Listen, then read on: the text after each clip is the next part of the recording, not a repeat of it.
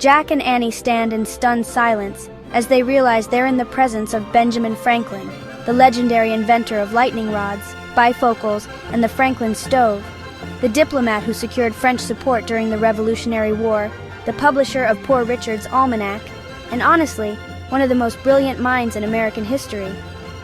Annie says, "I've seen Franklin on posters at home for a play called Ben Franklin in Paris." Looking around the assembly room more carefully, Jack notices George Washington at the front, much older than when they met him in their Revolutionary War adventure, but still commanding and dignified in his high-backed chair. Annie also identifies James Madison, a small, thin man taking detailed notes at the front table, who would later be known as the Father of the Constitution.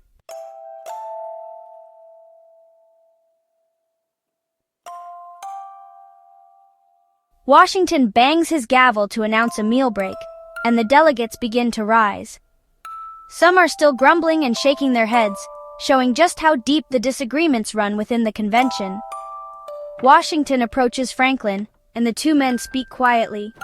Before Jack can even plan what to say, Annie rushes forward with the food basket.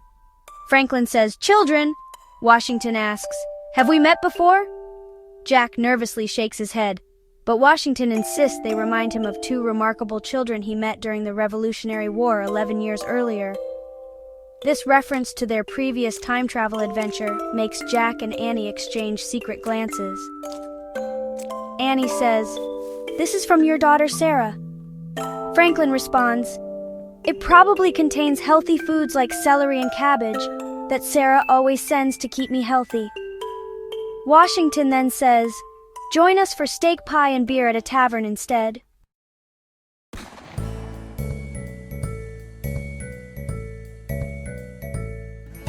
"Sir, we're from the press." Franklin asks, "The press? The Gazette?" When Jack hesitantly confirms, Franklin becomes extremely agitated. Franklin exclaims, "The Gazette is sending children to report on us. Leave immediately." Franklin hurriedly leads them through the corridors of the State House, using his walking stick, repeatedly telling them to be quiet. When Jack tries to explain, Franklin cuts him off, saying, "Not here! Not another word here!" He guides them to the back door of the building and ushers them outside into the summer heat, looking deeply troubled by their supposed connection to the press.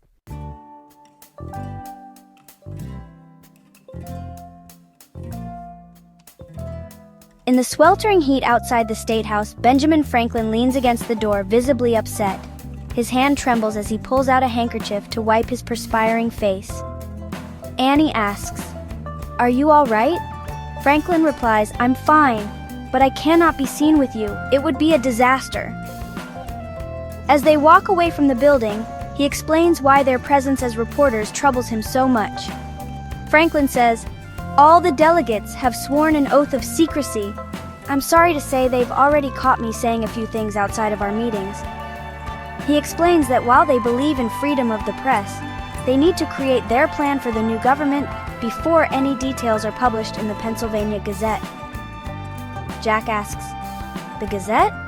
Franklin responds, "It's the very newspaper I once owned."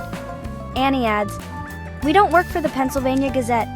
We have our own little paper called the Frog Creek News that only we read. It's just a game we play." Jack says, "We pretend to be reporters when we meet new people."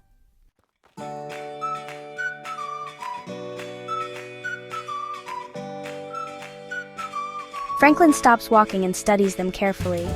His expression gradually shifts from worry to relief, and then he laughs heartily. "Your little game nearly gave me a heart attack." With the misunderstanding cleared up, his whole demeanor changes, and he becomes friendly and curious again. "Where do you live?" "Frog Creek, miles away. We're tourists whose parents want us to study history." "Tourists? Visiting scholars?" "Ah, visiting scholars. And so young. That's delightful." His body language completely transforms. Though he still uses his walking stick, there's now a skip in his step, as he invites them to see Philadelphia's Free Library.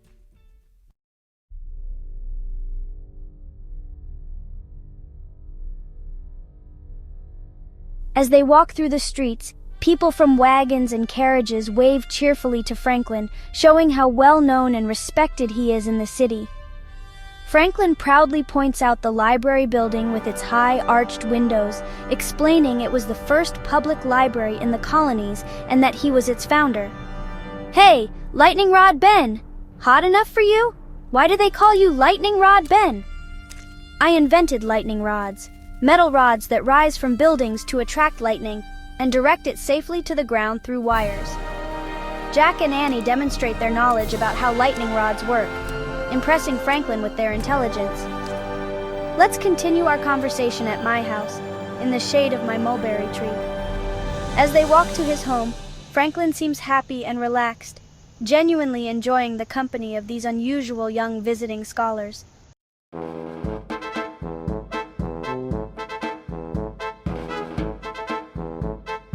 Benjamin Franklin leads Jack and Annie down Market Street through Philadelphia's bustling colonial streets.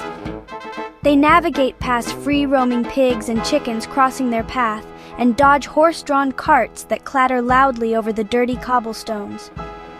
Despite the heat and unpleasant smells, Jack and Annie are thrilled to be walking alongside one of history's greatest minds. Arriving at Franklin's home, they follow him down an alley to his courtyard where their magic tree house is hidden in a mulberry tree. Franklin invites them to sit in chairs under the shade of this very tree, though he notes with a sigh that it's not much cooler there than in the sun. All three settle in for what will become an extraordinary conversation.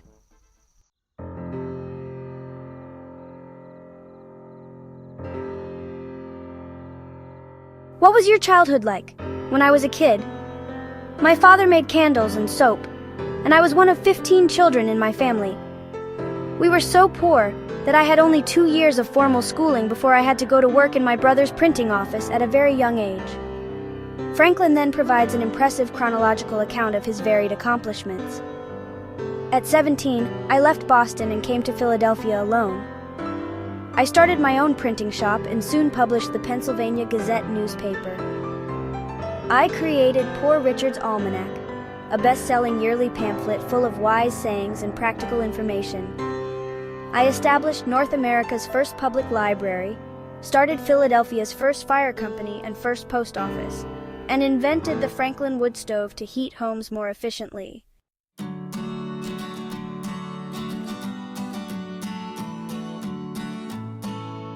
I introduced cobblestones and street lamps to Philadelphia, founded a college and hospital, conducted my famous kite experiment to prove lightning was electricity invented.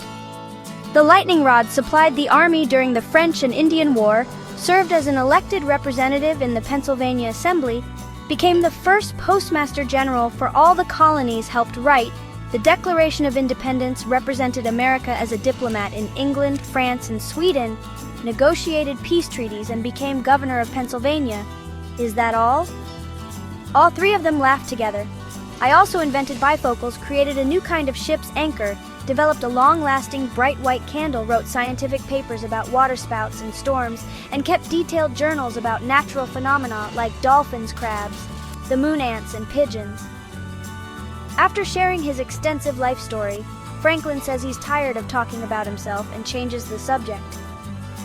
"What are you doing these days? Can you keep a secret?"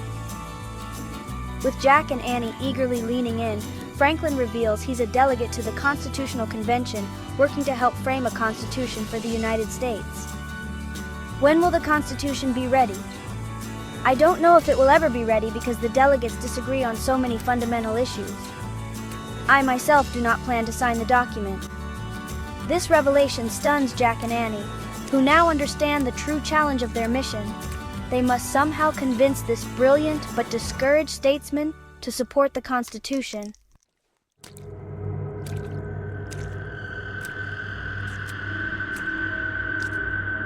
Jack takes a deep breath as he fully understands their mission. Morgan has sent them to convince Benjamin Franklin to sign the Constitution of the United States. He looks at Annie, who nods in understanding. They both recognize the historical importance of what they must do. What are the delegates arguing about? The major issues dividing the Constitutional Convention, whether to have a strong central government, whether democracy can truly work, whether small states should have the same power as big states, and most importantly, to me, slavery. My greatest concern is ending slavery, but I fear that will not happen now. Franklin continues explaining the problems facing the new nation. They have no way to collect taxes and no established method to select leaders. I have almost lost hope, my friends. I fear we will never be one nation. Do you truly believe they'll never reach agreement? I don't see how we can come to a fair compromise. The conversation has clearly exhausted the elderly statesman. He sighs deeply, then yawns. His eyes close, his head falls to the side, and he begins to snore, falling asleep right in the middle of their important discussion. Oh man, this is serious. If he doesn't sign the Constitution, I'll bet others won't either. And without the Constitution, our country will never come together. Let's look at Morgan's note again for guidance. Jack pulls it from his backpack and rereads the final stanzas. Listen to his thoughts. If his fears start to grow and he loses all hope, there's a place he must go. 'Tis a land filled with things you see every day, but these everyday wonders will show him the way. I get it. Morgan's telling us to take Ben to Frog Creek, to our time. What? No! This is exactly what Morgan means. The land filled with things we see every day can't be America in 1787. It must be referring to our own time in the present day. But we've never taken anyone home with us. Never! I know. This will be so cool. We just need to get Franklin up to the treehouse. Impossible. He can't climb the rope ladder. We have to try. She gently taps Franklin's shoulder to wake him. When Franklin stirs from his nap, apologizing for dozing off, Annie tells him she and Jack have a really big secret to share. Tell me, what is it? I like secrets very much. There's a treehouse in your mulberry tree that's magic and can take people to the past or future. I play similar games with my grandchildren. It's real. You can see part of the treehouse through the branches. Oh, yes. Goodness, I had no idea. Did Lewis build that? No, we need to climb the rope ladder to reach the treehouse. Do you know how old I am, child? You're 81, but no one is too old for a little bit of magic. No, indeed. I'm definitely not too old for magic. Let's give it a try. To Jack and Annie's relief, Franklin stands up and grabs the rope ladder. They hold it steady while he carefully climbs up through the branches and into the magic treehouse. Jack follows with Franklin's walking stick.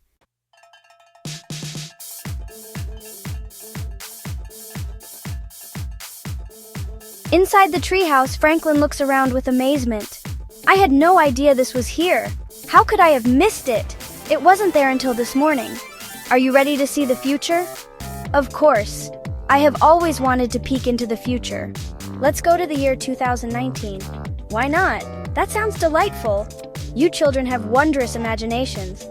Jack realizes Franklin still thinks they're playing and worries they should better prepare him for the actual time travel experience that's about to happen. Before Jack can properly warn Franklin, Annie exclaims, I wish we could go there! The wind begins to blow and the treehouse starts to spin faster and faster until suddenly everything becomes absolutely still. They have begun their journey through time, with Benjamin Franklin along for the ride.